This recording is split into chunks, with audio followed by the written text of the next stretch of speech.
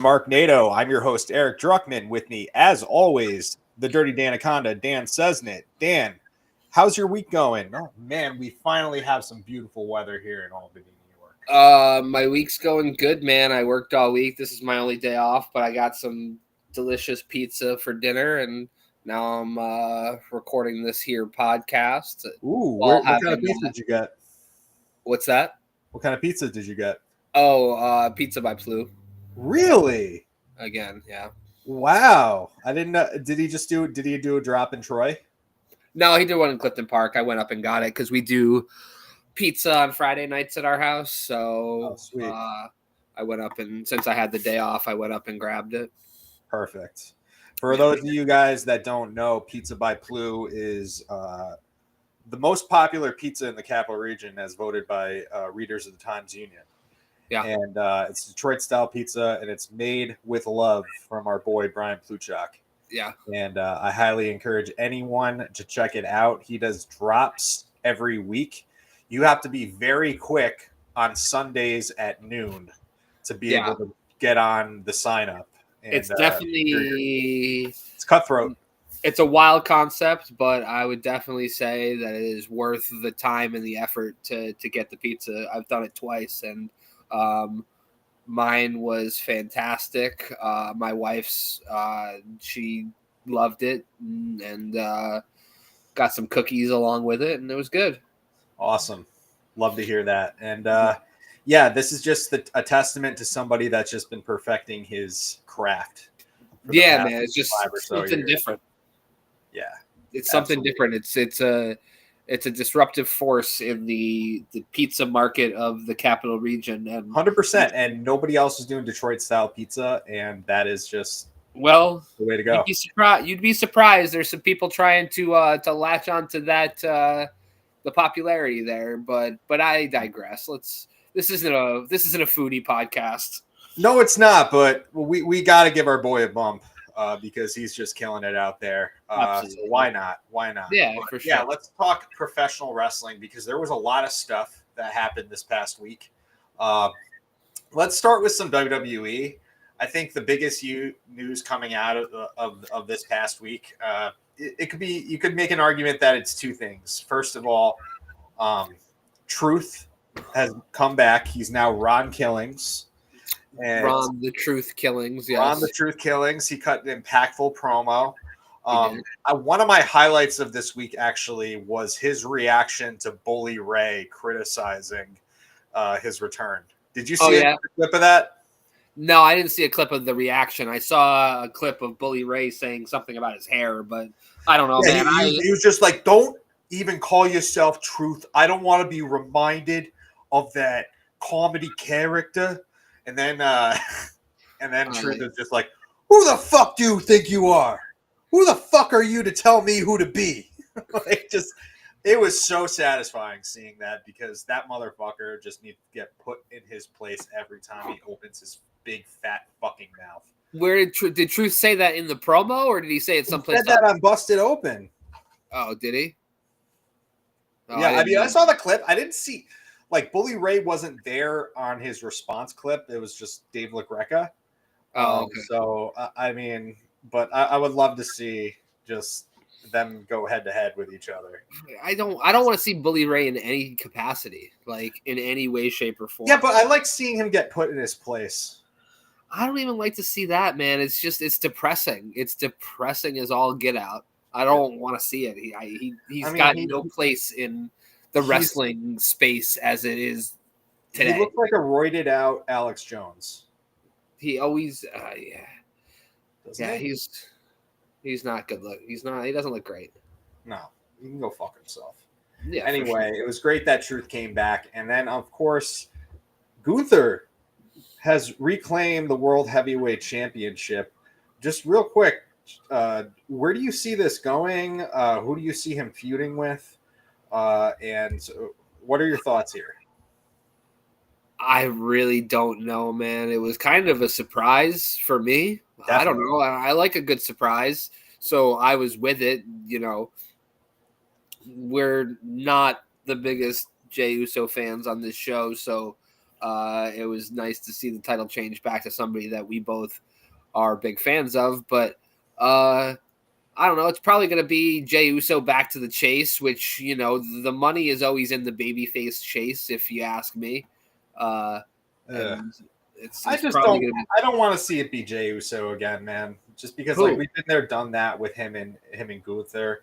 If Jey Uso is going to get another title match, I think it should be by the time the World Heavyweight Champion is someone else other than Gunther. Yeah. Personally, I agree. I just don't think it's going to happen. I think the popularity of Jey is right now, and that he is a babyface that people get behind. I'm not saying right or wrong, but he is definitely one that people get behind. Yeah, I think legitimately the best storyline here, and I can't take all the credit for this because I saw this in a post, but I thought it was such a great idea that I'm like, oh, WWE's got to do this. Is basically you have Sami Zayn win the King of the Ring tournament, and he goes on to face Gunther. He finally wins the big one, fulfills his destiny at SummerSlam, beats Gunther, and then his moment is ruined with Seth Rollins cashing in. Good way to kind of bring everything back around. Seems very Daniel Bryan. Yeah, exactly. It's a little deja vu, but like those beats still make sense. They do, and I could see. I just don't see. I don't see Hunter as a guy that thinks Sami Zayn is world champion material. Well, I mean, is Sami Zayn not close to the same sort of vibe that you got from Daniel Bryan, like you said before? I mean, they were pushing back on Daniel Bryan pretty hard when he was on his way up to the World Heavyweight Championship. They did everything they could to try to get fans to not really get behind him. So I could see the same thing going to happen. I love Sami. He's not on the same level that Daniel Bryan was at that time. No. He's not. No. Daniel Bryan was undeniable at that time. Sami Zayn, while excellent and probably the best baby face that they have in a lot of ways, still isn't. I don't know. I just don't I'll argue this though. I think Sami Zayn, they would be okay with him being world champion, and this is political for the fact that if they go back to Saudi Arabia, he would get an absolute hero's welcome. He is loved over there. I know he's not from there, but like you could argue that he's the biggest baby face over in Saudi Arabia. Yeah, but I don't think he likes that. Yeah. Well, I mean, you don't know. Like I don't think he has a problem with the people there. No, probably not. It's not really the people. Like Saudi, we can say everything we want about the government and all that. We could talk about Saudi the same way we could talk about the United States right now. Like it's not the people's fault in that country that they have such a shit government. I mean, we have partially our fault. We have a pretty shit government, but we're not murdering journalists. Yeah, not yet.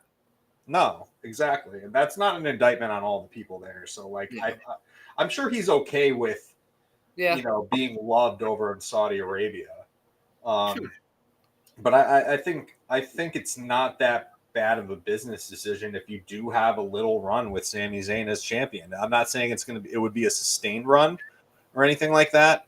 And let's face it, the World Heavyweight Championship, it's not the 1A title. It's the 1B. Yes. It's a great championship. They've definitely built the prestige up, but it's not the same as being the WWE champion. No, I mean, John Cena is WWE champion, and I mean, as much as I love Gunther, he's not at that same level quite yet. No. Of prestige. Yeah, absolutely not. But yeah, let's just go over what happened this past weekend in the WWE. First of all, Dan, you didn't watch the Worlds Collide show. I didn't, man. I wasn't feeling great this weekend, so I didn't get to see it. I did watch what I could. Worth going back and watching, especially because, in the opening match, the world collectively fell in love with Mr. Iguana. And I know that you're aware of that. I'm aware of this. I haven't seen what's going on. Is he going to be coming to WWE in some capacity now? Is that what I'm to be? It seems that way. It seems like they did a promo package for him on Raw. Okay. Which was interesting. And then he got a huge reaction sitting in the crowd of NXT this past week, too. Okay. So I think they see him as someone like that can kind of fill that maybe R-Truth void with Ron Killings being more true to himself now and no longer being the comedy act. Maybe they could include a guy like him in there to just kind of be a palate cleanser from some of the things that happen on Raw or SmackDown. I don't know, man. It seems kind of like a flash from the pan to me, but that's okay. He does, sure. But he's pretty fucking talented. I'm sure. Yeah. I'm sure. I'll see. I'm gonna watch Worlds Collide at some point. I was very excited to see it. I just couldn't get around to it. It's just there's only so many hours in the day. So no problem. But listen, if there is one match that I'm gonna go as far as to say this, I've watched it twice. I think it's a match of the year candidate, and it was Vikingo against Chad Gable. Okay. For the AAA Mega Championship. This was absolutely phenomenal. This showed me that we always knew Chad Gable could go in there with anybody, but after seeing what he could do with Vikingo, I struggle to find anyone else in the business who sells better than Chad Gable. Okay. Yeah. Who was I just thinking that about the other day? Somebody that I thought was selling really well. Maybe it was Daniel Garcia, where I was like, wow, I really appreciate his ability to sell. Yeah. It seems like a real fight almost in a lot of ways. Mm-hmm. Yeah, and just the way he sells and the way that he he took those poison ranas and shit and how athletically he takes all those moves. It's incredible, really. I'm gonna watch it. This was a Dave Meltzer 5-star. Was it? Yeah. Ooh. I mean, maybe he took something away from it because it didn't have the heavy story, but it was phenomenal, man. It really was a match of the year candidate. Does it hold up to? I'll say this: the other two matches that have happened in the past week, I don't think this was as good as this. Not in the past week, but at Double or Nothing, obviously Ospreay versus Hangman was phenomenal. I wouldn't put it that high. I also wouldn't put it as high, possibly as maybe on par, but close. Ospreay versus Swerve from this past Wednesday. I was about to say I don't even think it was the best match this week, and I didn't see it, but that's just because I'm very partial to what Ospreay and Swerve did on Dynamite. Yeah, I guess I could probably take a point away, and this has nothing to do with the ring work for Ospreay and Swerve, just based on how it ended.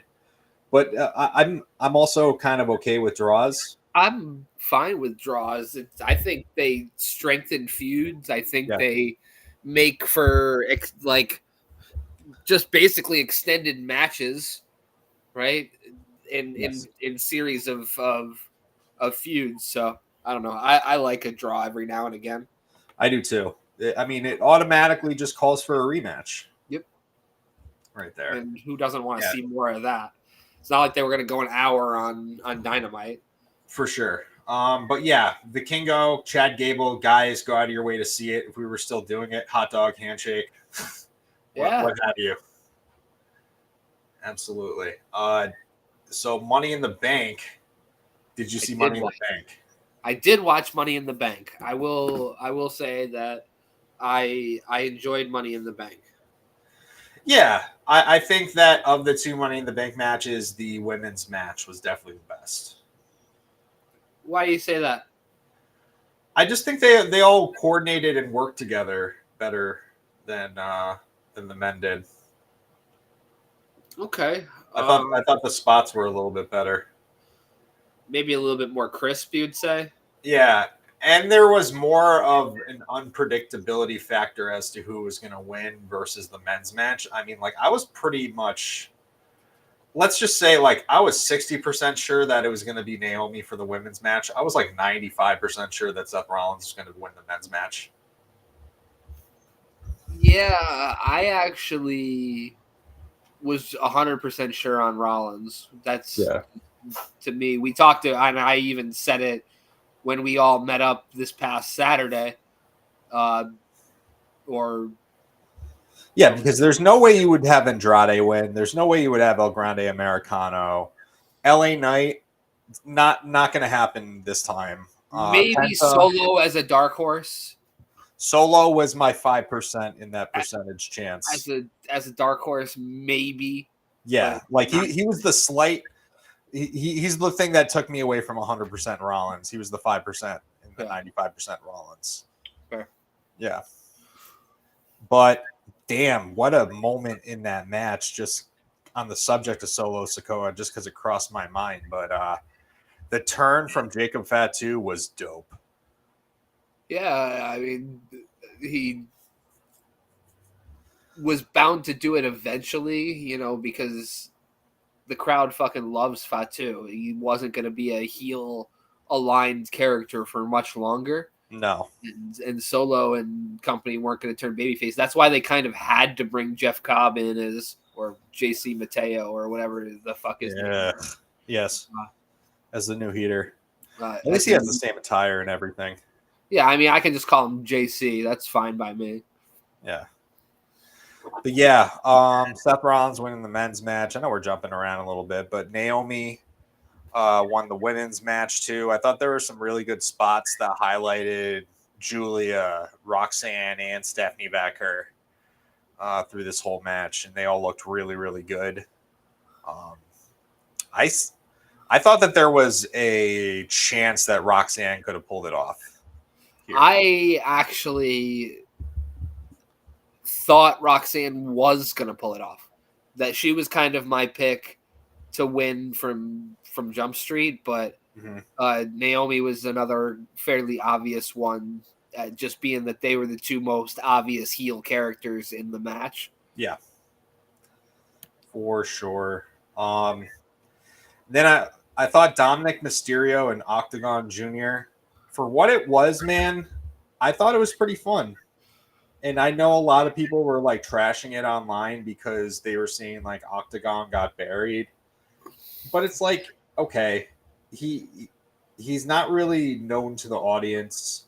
I thought Dominic worked a really good match with him for 5 minutes that it was. And he was like extremely, extremely grateful that he got the opportunity to wrestle for the IC title. An unknown wrestling for the IC title, even if it is for 5 minutes. I mean, he got a better, I would argue he got a better treatment than like Joe Henry against Randy Orton. Yeah, I mean, he got more shit in. I would definitely say he got more shit in. I'm going to say this, man, like, I've become a Dominic Mysterio fan. I think I have too, man. I think he's over with me, man. He's over with me. He is. And like, I think it's a great thing that, you know, he wrestles this heel style. So like when he does pull off like amazing moves, it's just like, holy shit. Like, you know, it's a very crisp thing that he does that people don't talk about enough. His suicide dive into a tornado DDT. Yeah. He pulls that off all the time, and it's fucking nice. He's a very good wrestler. Yeah. He's just improved tenfold since he started. He can do it on the mic. He can do it in the ring. Yeah, and he's not a very, like, let's face it, he's not a very believable Intercontinental Champion, but the fact that they've kind of put him with Lucha guys, and he's defended titles against them since his reign, it works. So here's what my rebuttal to that was the longest running Intercontinental Champion of all time prior to Gunther was the Honky Tonk Man. And let's not say he was believable or a good wrestler or whatever. You know what I mean? Like, I think Dom Mysterio is a really good IC champion, and just like I said, he's over with me, man. Like, he might not be over with everybody and especially not like Smarks, quote unquote, but I definitely I'm enjoying him. I'm enjoying the run. I'm enjoying everything. Started out as a Nepo baby and has just succeeded at everything that they've thrown at him. Mm-hmm. Him turning heel was the best move that they ever could have possibly done with him. Yep. Because had they just like, I feel like if Vince McMahon was there, they probably would have force-fed him and Ray as a team. Probably a little bit longer, for a lot longer. And I think that he would have really suffered from that because he was vanilla, bro. Yeah, it wasn't great. It wasn't great. And then Women's Intercontinental Championship, Becky Lynch finally beat Lyra for the Intercontinental title. This is the right move here, I felt. Not everyone's been down with it, but I've been really enjoying Becky Lynch's work since she's come back. I think she's put a lot of like effort into getting Lyra over. I think her promos are pretty entertaining in terms of like generating heat. And this was a great match. And I liked at the end where she just went too far with Lyra trying to, rise her up as the new champion, first raising her hand and then, wanted Lyra to do all this other shit. And then Lyra suplexed her. And this led to the very next night, the return of Bayley. Yep. And we're going to get a Bayley-Becky Lynch feud. I think it's going to be awesome. Yeah, it's already telegraphed, but I think we're gonna enjoy what we get out of it. Yeah, for sure. Also coming out is that Bayley is gonna have new theme music and it's gonna be Paramore. Yeah, that's been something that was in the works for a really long time. I read. Yeah, had been requested for a long time. That's great. Paramore's cool. They got some cool shit, and I feel like even like her music right now with Hayley Williams just doing the vocals to that music, it might sound really, really good. Yeah. She has like one of the few themes that like aren't terrible. No, it's okay. Yeah, it's okay. But I'd like to see something new that what's his face hasn't gotten his hands on. Def Rebel or whatever his name is. Yeah, Def Rebel. Sure. Yep. Oh Jesus.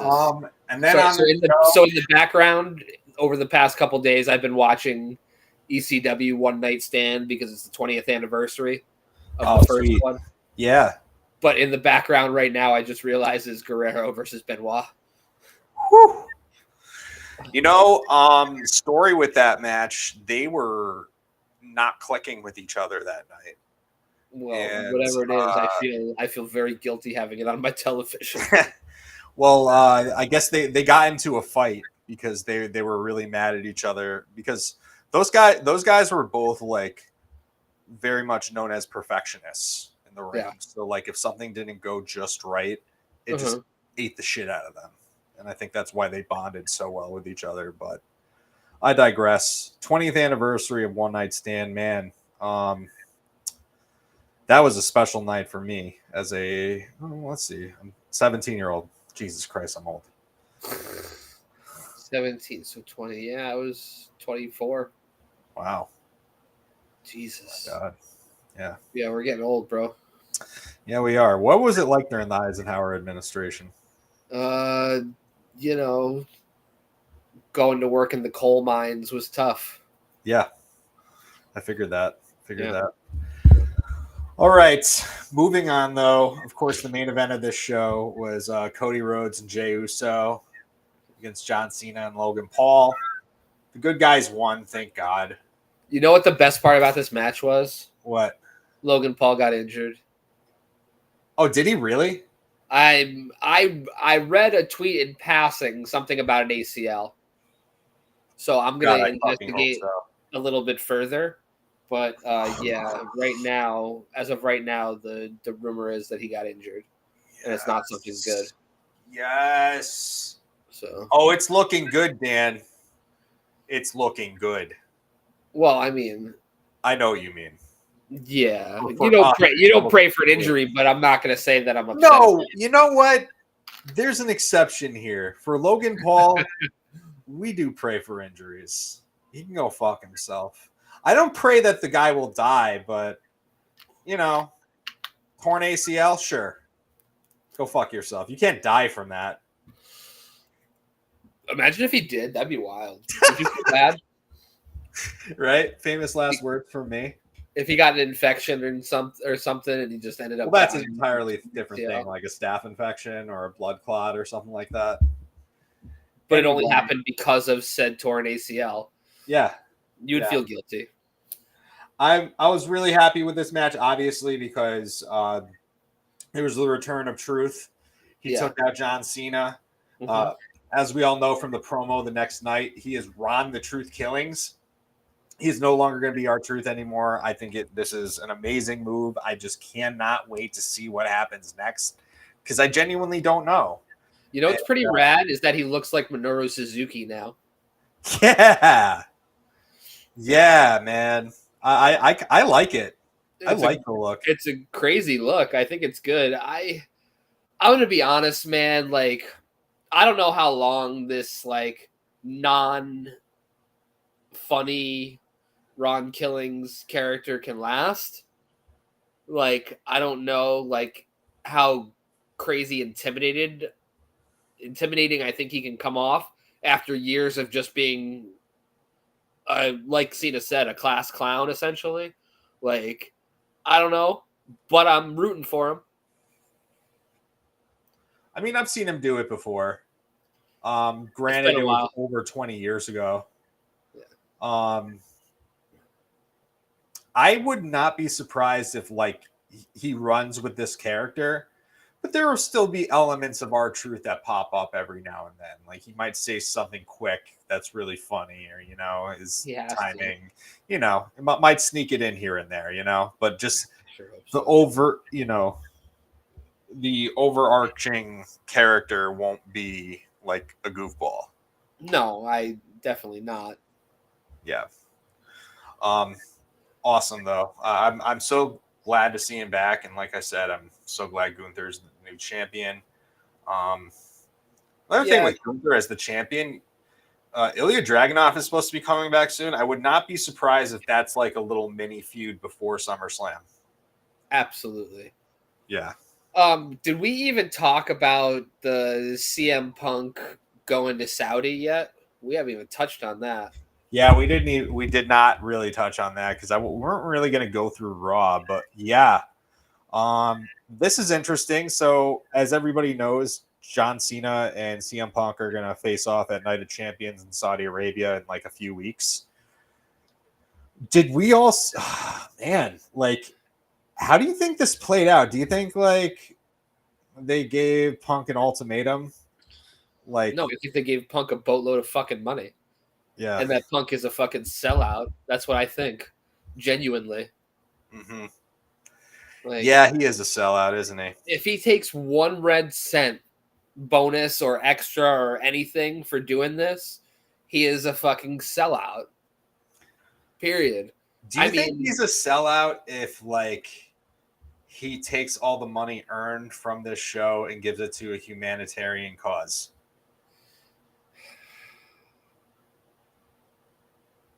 Because I think that's the one way that he can redeem himself. I just don't see it happening. But yes, I mean, if he wants to redeem himself for that, maybe. But I don't know, man. He still had very strong feelings about those that did go. Yes, he did. Yes, he did. It's going to take a lot of really good PR work when he comes back to fix that hypocritical bullshit. Absolutely. Well, the guy that he had a biggest problem with that is off hosting American Gladiators. So I don't have to worry about him or his blood money. Yeah. Man, Punk versus Cena. At least we're going to get that match again. It's going to be good. Well, it'll be okay. Yeah. It'll probably be like, I'd rather go back and watch the old versions of Punk versus Cena again than this one. But I might check that match out again soon. I mean, why not?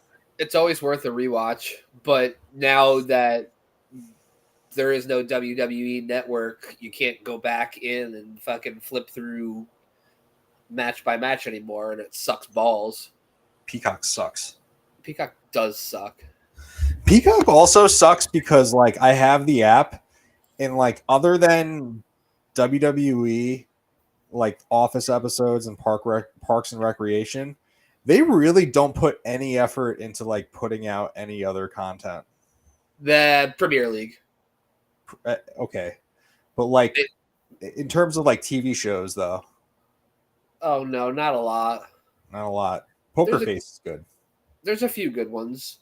Have you seen Poker no, Face? I keep it for Premier League and WWE. Yeah. All right. So obviously we did not have a show after Double or Nothing happened. So we just kind of want to go over some of the things we really, really love from this show, which honest to God, for my money, I think that this is a strong candidate for show of the year. Wouldn't you say, Dan? I bought it. I wasn't pissed. Oh yeah, me too. I bought it too with my own money. I paid the top dollar for it, and I ultimately was not upset with it, even though going in I wasn't like super sold. I think Anarchy in the Arena kind of is what sold it for me on the buying it tip. Yeah. Dude, Anarchy in the Arena fucking ruled. Man, like there was just so much going on. I think the environment in it too, just like also the choice to like keep playing the music, playing like Let the Bodies Hit the Floor by Drowning Pool. It was pretty hilarious. Yeah, there's just a lot of fun shit happening in that match. I won't say it's the best Anarchy in the Arena so far, but it really was a lot of fun. And you know what else I loved about this too is all of these kinds of matches, Anarchy in the Arena, Blood and Guts, they all should be on pay-per-view. You should never use matches like this on free TV. You know, no, I think AEW does a pretty good job of that. I mean, what do you mean? I mean by giving you these matches on pay-per-view and not on regular TV. Yeah, but like we've seen Blood and Guts on free TV before, and it's just like the commercial breaks make it really hard. But this was nonstop fun for 35 minutes. Yeah, absolutely. I think both sides involved, and you know it went down the way it should. You know, it was again, we hyped ourselves up for something that didn't happen, but that's okay. We all thought Eddie. Yeah, we thought Eddie Kingston would be in it. Yep. Yeah, but you know, it's whatever. I think Briscoe coming back definitely was from his match was definitely a nice little touch, and him helping. He appeared out of the ambulance. Yeah, it was fantastic. Like he had been in there the whole time. Yeah, it was really good. So yeah, I think they have their signature match. I think Anarchy in the Arena is more of a signature match than even Blood and Guts is. I agree. Yeah. God, even thinking back, the first Anarchy in the Arena, wasn't it the one during COVID with like the Inner Circle? Yeah. And Inner Circle versus the Elite. Yes. And I remember it's such a good trivia question. They walked in on Urban Meyer and like what? Because very short tenure with the Jaguars. Well, go ahead. It was Urban Meyer and Trevor Lawrence, wasn't it? I think it was Urban Meyer and like the assistant coach. I thought it was a player. I don't know. I don't know either. Yeah, but it's just so random that Urban Meyer was involved, and like he was barely on the Jaguars that long either. No, he really wasn't. He got fired shortly after, didn't he? Yeah, absolutely. But yeah, Anarchy in the Arena is definitely a like what's the word I want to use? I want to say like highlight match for AEW, staple premier match for AEW. Yeah. And then I thought that the finals of both the men's and women's Owen Hart tournaments really fucking delivered. I liked how they bookended this the show with the women's match first, and then the men's match to be the main event. First of all, Mercedes and Jamie Hayter, they worked really, really well together. Always have. Yeah, and Hayter is awesome, and leading up into this, I should say. Hopefully, Hayter gets more play soon, especially with Tekla being part of the mix. Tekla is fucking awesome, dude. Yeah, I'm really impressed. I like Tekla. I also like Amanada, so I don't really like that they used Amanada this past week to sort of feed to Tekla. So, but that's whatever. Yeah. Amanada's gonna be a big star someday on her own. I think so too. Probably sooner than later. Yeah. Yeah, I thought that Mercedes and Jamie just really killed it. Great match to start the show. Expected result. I mean, I don't think anyone really expected Jamie Hayter to win this just based on the big match feel of Mercedes versus Toni Storm. Mm-hmm. Yeah. And now, just your preliminary thoughts. Obviously, we'll do an all-in preview when the time comes. But do you think that Mercedes beats Toni like today? If you had to pick today, yes, but I could totally see them doing an audible. Yeah, I could see it. You know, it's gonna play. It's gonna see. It's gonna be based on how it plays out with the crowd over the next, however much time there is before the match. I think that they could easily call an audible night of if they. I think they're both over in their respective roles. The fans love to hate Mercedes. The fans love to love Toni. Yeah, so it's hard to say. I thought that Okada and Speedball was a really good match too. Sure, the only issue I had with it, obviously, was there was never a thought in my mind that Speedball was going to win. Mm-hmm. And that's just, it's tough for me sometimes, like I know I try to believe and, sometimes believing, like with Gunther versus Jey Uso, I believed that Gunther was going to win because I wanted it to happen and it happened. Sometimes it pays off, but sometimes you just got to be realistic and say, Speedball ain't winning tonight against Okada, one of the biggest stars in the world. Yes, absolutely. But yeah, and then of course the main event. Other great matches on the show, sure, but these are really just the big highlights. Hangman and Ospreay just tore the house down. Yeah, big surprise. And I was very surprised that Hangman won, but after I was sitting with it for a bit and it was digesting, I was like, you know what? I'm okay with this because they've been trying to tell this story with Hangman all year. I'm like trying to get his groove back, and I think he is the logical person to save AEW from the Death Riders. So I'm fine with it, man. And he fits more of that theme of Texas, AEW in Texas. I mean, are you willing to wait for another however long reign before Ospreay gets another chance? Because it's not going to be Ospreay going against Hangman, which means whoever takes it off Hangman. I'm okay with it, man, because Ospreay is just going to be so good no matter what. First of all, the dude's never gotten injured yet. Knock on wood. Yeah. Like he's going to be around. If he's proven anything, he's very durable. It's just going to be a little bit of a longer journey for him, but it's like last year. I mean, yeah, he had the title shot last year against Swerve. It wasn't his. It was too early. This time around, I think very strong case you could have made for him to win it. But since they haven't, I think that's just something, that's a pill that we have to swallow, sure, but it's not the end of the world. No, it's not. And Hangman, I think we all know I have an affinity for Hangman, so I'm okay with it. I think we all just predicted this trajectory for Ospreay for so long that despite how good the surprise is and how well Hangman has played his role over this past year leading up to this moment is great. But like I said, I'm surprised still. Mm-hmm. Yeah, it's definitely. I would say more people were predicting Osprey for sure. Yeah. But is it like at least like it's not a soul crushing result? It's still someone we like.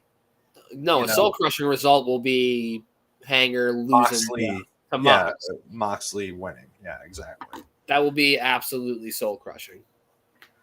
That would be terrible, man. But yeah, AEW Summer Blockbuster happened this past Wednesday too, and I didn't get through all the 2 hours, but Daniel built 4 hours. Jesus Christ!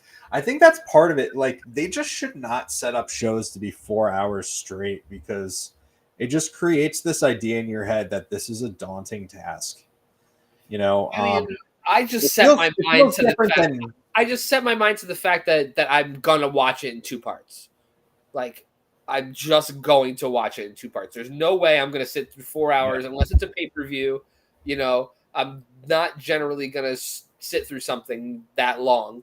I mean, these cards have been good, but not pay-per-view quality. Exactly. Yeah. Not the best approach for me, but yeah, I mean, I guess you could watch it in 2 parts and it's better, but I don't know. Tony Khan's a weird man at the end of the day. I think it's based on the fact that they can't show anything because of the finals. The finals, yeah. So, you know, they're just saying, all right, we're just going to knock out all our content in one night, and hopefully people DVR it and watch it later. Mm-hmm. So, I don't know. The sickos watch it all at once. So there is some sickos out there. I just don't happen to be one of those that is going to watch wrestling till midnight on a Wednesday. Yeah. 10 years ago, I would have been that sicko. Yeah, maybe during COVID. Yeah. Definitely during COVID. God, definitely during COVID. Jesus. You smile brightly when you think of COVID. Fondly.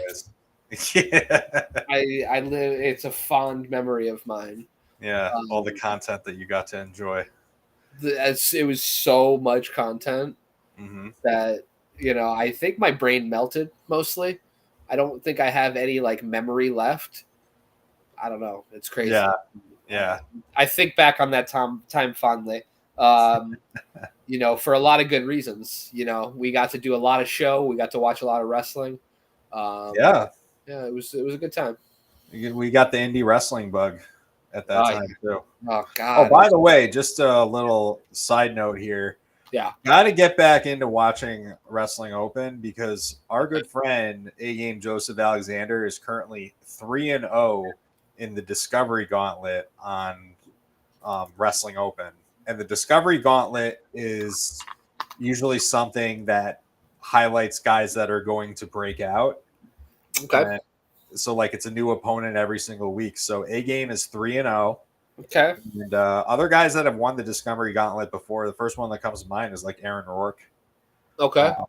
Yeah, I can't really think of who else. I don't know.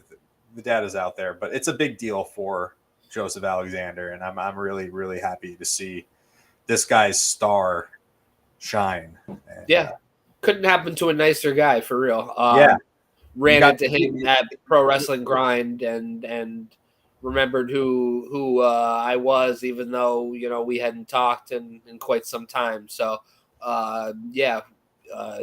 good for him. Hell of a time at Pro Wrestling Grind, right, Dan? Hell of a time. Had a blast. Really fun. Great people running those shows, man. We haven't had a show since we attended, have we? I don't think so. I'm just realizing it now in real time. Yeah, no, that's okay. Yeah. No, we had a really good time. You know, I don't have the results here in front of me, but it was probably 150 people. It sounded like 500. They had a blast in there. Yeah, we were at the show where it was A-Game against Perry Von Vicious, right? Yes. In the main event. That was fantastic. Yeah. Yeah. My God. Pro Wrestling Grind, guys, if you haven't checked it out. Of course, we've had interviews before. Check it out. Now we'll move on to AEW Summer Blockbuster. Mentioned it earlier in the show. Ospreay and Swerve, they fought to a 30-minute draw. God, it was fantastic. I think you could make the argument that this very well may be TV match of the year. So I think Meltzer gave it 5.25. Okay. Not that I don't put a lot of stock in his ratings, but the man has watched he's forgotten more than I'll ever know. Yes. Let's just put it that way. So so I like to respect his ratings. You know, I don't say they're the end all be all. They're one man's opinion, but he tends to It's get a pretty it fair barometer for a good work rate match. Yeah, I mean, is that fair? That's a fair statement, right? What's that? That's totally a fair statement to say for anyone. Yeah. Even Meltzer haters would concede that that's true. I think he gets it right more than he gets it wrong. Fair. I'll just put it that way. That's just maybe not 95% right, but I think he's 75% right most of the time. Definitely. Yeah, man. I thought that this was an awesome match. Obviously, they didn't get into the sudden death overtime because it was interrupted by the Young Bucks and the Death Riders, and they're just being fucking pests in this whole fucking feud. I think ultimately what we're going to see at Double or Nothing, you're going to see Ospreay and Swerve against the Bucks. Don't you think? I think so. I mean, I think it was pretty much solidified with the kick to the face that Ospreay took for Swerve. I think that, I'm okay with that. I think it'll be an all right match. Where else are you going to put either of them if they're not wrestling for the title? You got to put them in a marquee match of some kind, and the Bucks have been asking for it from Swerve for a while. So yeah, definitely. And then also, I thought that at the end of this match, like later on the show, Hangman confronted the Young Bucks, said that they need to stay out of Swerve's business, they need to stay out of Ospreay's business, his business. And the Swerve's business part was crazy. Yeah, right? Because Swerve overheard it. Yeah, and he was just like, yeah. What's that mean for them and where that's going? And I think eventually they're going to see eye to eye. It's just a crazy story, man. Yeah, I think they're just always going to hate each other, but there's just going to be this the enemy of my enemy is my friend. It's a never-ending story, though. It's the never-ending story, and we're lucky that we're living in an era with two guys that were just fucking made for each other. Yeah, absolutely. Couldn't have said it better myself.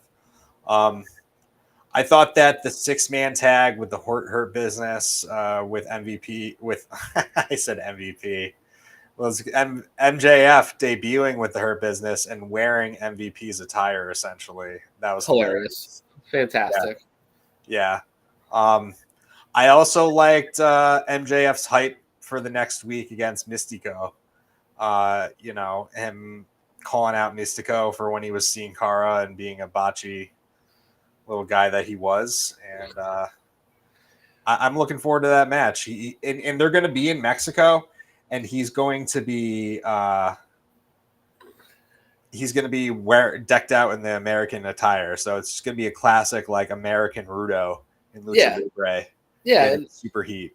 It's going to be a lot of fun. MJF knows how to get heat, so he's definitely going to know how to get heat in that environment. I'm very much looking forward to the match. He's a megastar in Mexico, and one of the biggest heels we got is MJF, so why not? Yeah, absolutely, man. And then I also want to say, shit, man, what was your feelings on the Okada Omega contract signing? What were your feelings on this? I think I know where you're gonna go. I didn't hate it. I liked it. I thought it was a little silly, but like Omega, Omega is a silly little guy. Like, he's a bad actor. I'm sorry, and he thinks he's a good actor. And I think he knows he's a terrible actor. I just think he really enjoys doing it. I don't think he's like self-aware to think like, oh, I'm gonna be kind of silly with this. Like that's not like he's not playing 3D chess with us. I think he's being silly. This. No. I think why would he be silly in this very serious feud? Because the way he did it was super fucking silly. And I sent you a clip earlier this week too. This reminded me of Tim and Eric when they had their fight on their show. Yeah, it was funny. Yeah, and like just the way that he was spitting up all the blood.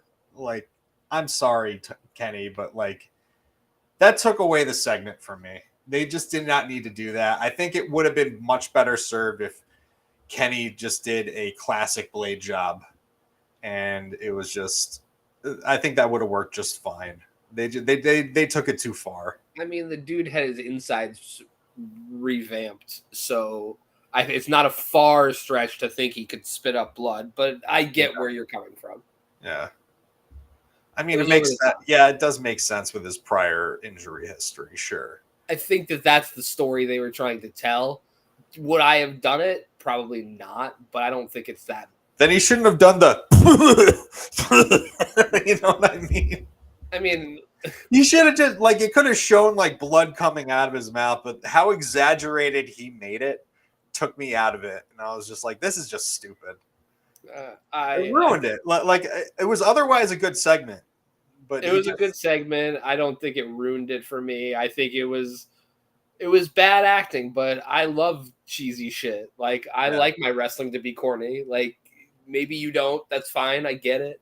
But it didn't destroy the segment for me. I've Yeah.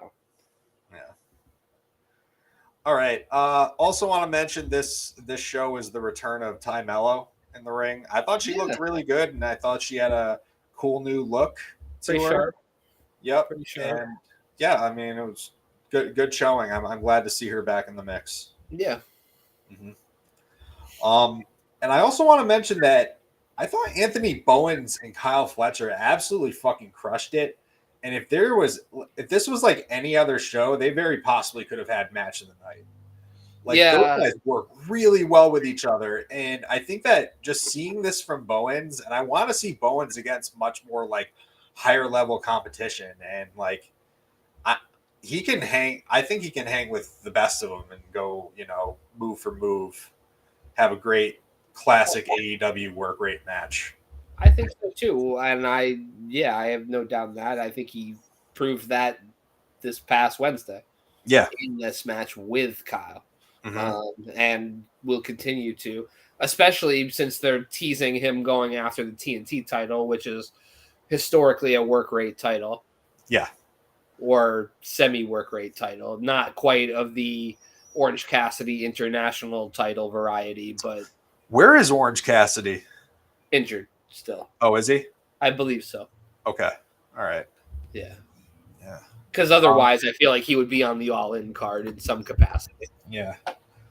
The last thing I saw on this show, and then if you want to cover anything that I had missed on the second half of the show, you can certainly feel free to do that. But I thought this was interesting. The backstage segment with Chris Statlander. How she just said, like, she's given up on her relationship with Willow.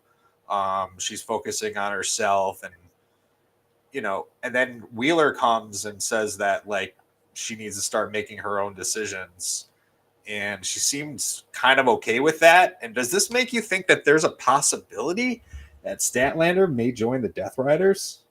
The stare down between her and Marina was cool. I dug it. It definitely made me think that it's possible, but